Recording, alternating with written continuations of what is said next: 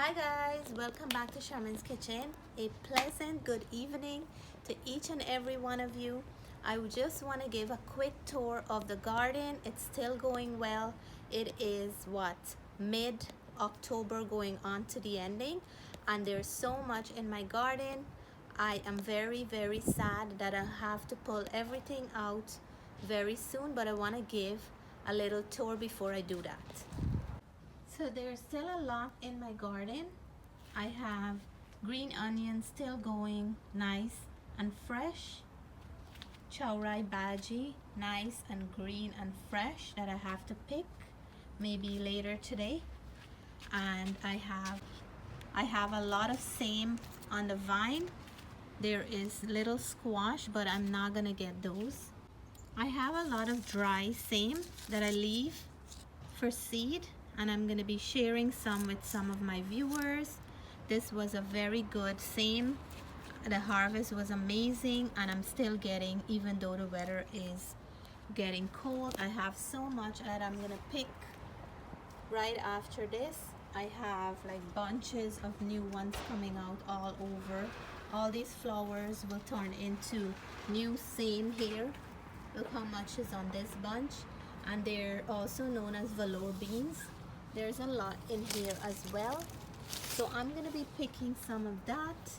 I have here lots of flat leaf parsley still going nice and fresh that I'm coming out every now and then and still picking to add to some of my dishes.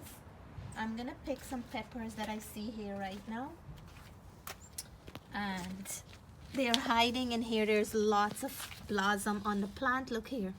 And look here, a lot of little pepper still on the plant. And the pepper plant seems like it's like in bloom right now. Look here. And look under here, I have some ripe ones that I'm gonna pick. Look. Because I see Mr. Squirrel visiting my garden, and I don't know why he's in my garden, because I think he's stealing my tomatoes. Look here, man, a whole bunch of peppers here, and then there's some more in the back here. I just want to pick as I go, and let me see if there's any over here. Look, there's a lot here, still green ones. And look here, like a whole set on this one here. Look at that. See? So still a lot of things in the garden to harvest. Pepper plant, the leaves change because of the weather. I'm gonna bring this one inside, and there's lots of blossom here still coming out. My marigold is still going. Some of the squash vine is still going. I have tomatoes all in the back here, and I see one here that I can pick. I'll pick that one right now, because if I leave it longer I might not get it. My turmeric plant, I hope it will be ready before winter right here, and I have more than one of them. And I still have bitter melon or corilla.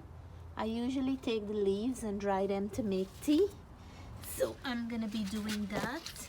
And then there's a whole bunch of the squash vine here. Aloe is doing good, spread out nicely. This is my ginger here, and when the leaves are getting ripe, that's an indication that it will be ready to harvest soon. And same with my turmeric. I still have tomatoes all over. There's another one in here, and then there's some all over, little patches. So what brought me out to the garden, this is my strawberry. Thyme still going. Mariri pepper load with. This one have a lot as well, and marigolds. And what bring me out in the garden is the kale, because I'm gonna be harvesting some kale to make some kale chips. Over here I still have more tomatoes, and oh, a ripe one here. Hope I get it and it's not gone. Okay, I didn't come out to check them for a while now because it was raining, and plus it was a little bit cold. So mint is still going as well.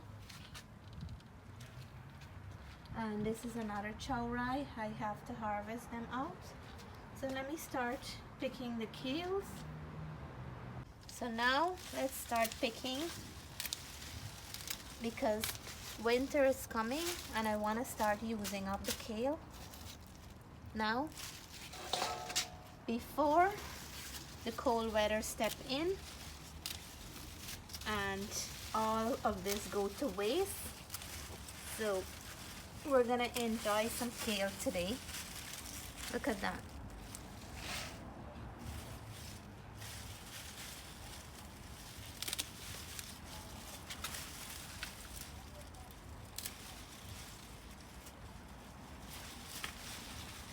There's so much here, I don't even know where to pick from.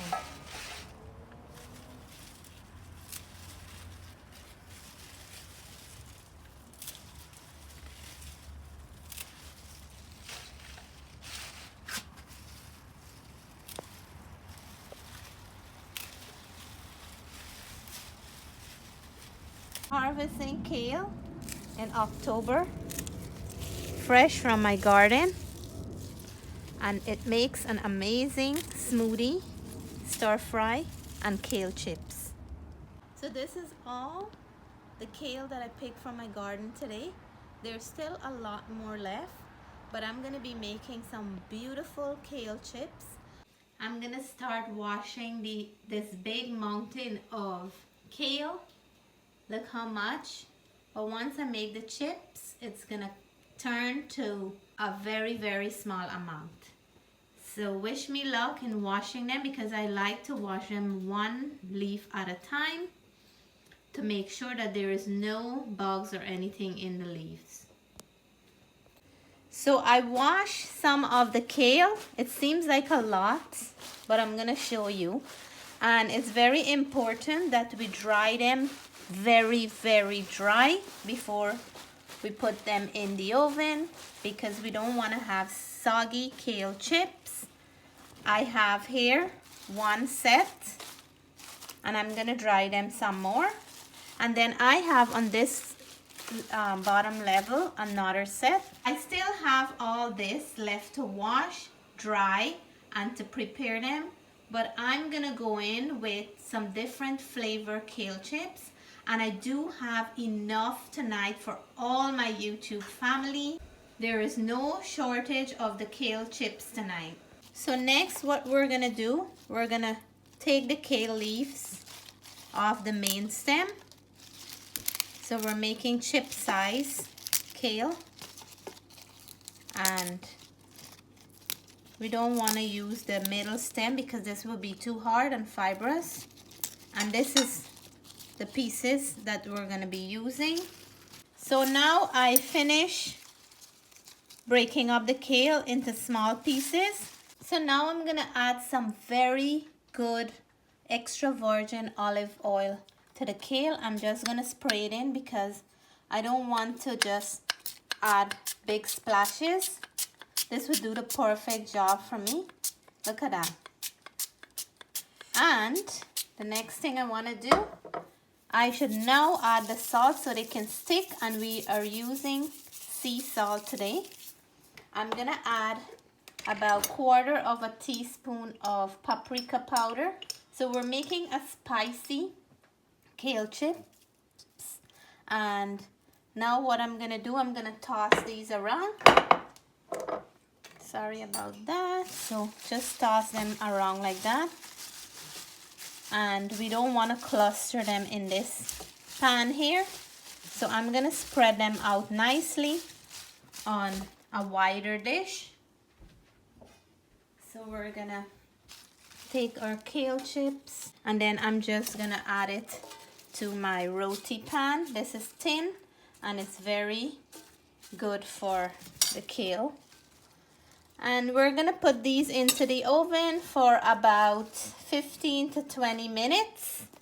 And we're gonna have some healthy, delicious, spicy kale chips. So for this batch, I'm gonna spray my oil again. I love this spray bottle, guys. Look at it. and it is very convenient for salad or when you're trying to season some vegetable. Amazing for that. I'm gonna add my sea salt to this one,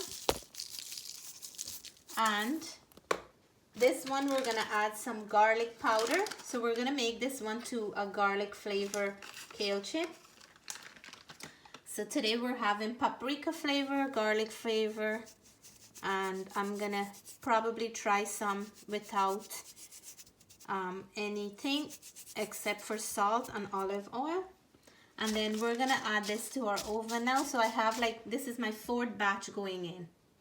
So guys, this is the 1 batch of the kale chips, and in the oven 350 degree for 15 minutes. Listen to this crunch, guys. Cheers to the kale chip, and it's so delicious.